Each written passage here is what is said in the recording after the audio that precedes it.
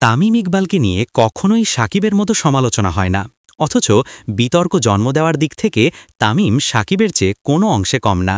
তামিম ইকবাল রাজনীতি করেও না, করেন না, মানে ধরি মাছ না ছুরি পানির মতো অবস্থা। এছাড়া অবসরের নাটক, সতীর্থকে ব্যঙ্গ করা, উস্কানি, ভক্তের সঙ্গে বাজে ব্যবহার, তামিম ইকবালের ক্যারিয়ারে বিতর্কের অভাব নেই। অথচ এসব নিয়ে মিডিয়ায় কোনো হইচই দেখা যায় না। চলুন জেনে আসা যাক দীর্ঘ ক্যারিয়ারে তামিম ইকবাল কতবার এবং কীভাবে শোচিত হয়েছেন। ২০০৬ সালের ঘটনা। তামিম তখন একেবারে তরুণ ক্রিকেটার। বগুড়ার শহীদ চাঁদু স্টেডিয়ামে জাতীয় লিগের খেলায় তামিম তার সতীর্থ বালহাজুবের সঙ্গে অখেলোয়াড় সুলভ আচরণ করে নিষিদ্ধ হয়েছিলেন। তখন সোশ্যাল মিডিয়ায় ব্যাপক ব্যবহার না থাকায় ঘটনা বেশি দূর গড়ায়নি। শুধু মাঠে নয়, মাঠের বাইরেও তামিমের বিতর্ক সীমানা ছাড়িয়ে গেছে। চিকিৎসার প্রয়োজনে অস্ট্রেলিয়া যাওয়ার জন্য বিমানের বিজনেস ক্লাস না দিয়ে ইকোনমি ক্লাসের টিকিট দেওয়া হলে তিনি একবার ভিসা ফর্ম ছিঁড়ে ফেলেছিলেন। আকরাম খান এবং মাশরাফির চেষ্টায় পরে ব্যাপারটা সামাল দেওয়া হয়। এবারের ঘটনা ২০১২ সালের ওল্ড ডিওএইচএস ও ভিক্টোরিয়া ম্যাচ চলছিল। ওল্ড ডিওএইচএসের ক্রিকেটার ফয়জল হোসেনকে এলবিডব্লিউ দিলে সাথে সাথে আপত্তি করেন সতীর্থরা। এ সময় ভিক্টোরিয়ার তাঁবু থেকে লুৎফুর রহমান তাদের আরও তাতিয়ে দেওয়ার চেষ্টা করেন। বিষয়টা মোহাম্মদ আশরাফুল, মাঠের আম্পায়ার আনিসুর রহমানের নজরে আনলে তেলে বেগুনে জ্বলে ওঠেন তামিম।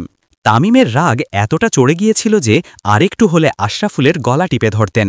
তবে দায়িত্বরত আম্পায়ার শরফুদ্দুল্লাহ ইবনে শহীদ আশরাফুলকে সরিয়ে দিয়েছিলেন। আশরাফুলের প্রতি তামিমের এমন আচরণ সেবারও আড়াল অরে গিয়েছিল। মিডিয়ায় ছিল না কোনো মাতামাতি, যদিও পরের ম্যাচে তামিমকে বাদ দেওয়া হয়েছিল। ম্যাচ শেষে আশরাফুল বলেছিলেন, ঘটনার পর সাকিব আমার কাছে এসেছে। আমার সবচেয়ে খারাপ লেগেছে যখন সাকিব সরি বলেছে, তখন তামিম তাকে বলছে, সাকিব সরি বলবি না। সিনিয়র ক্রিকেটার হিসেবে আশরাফুল সেদিন কষ্ট পেয়েছিলেন।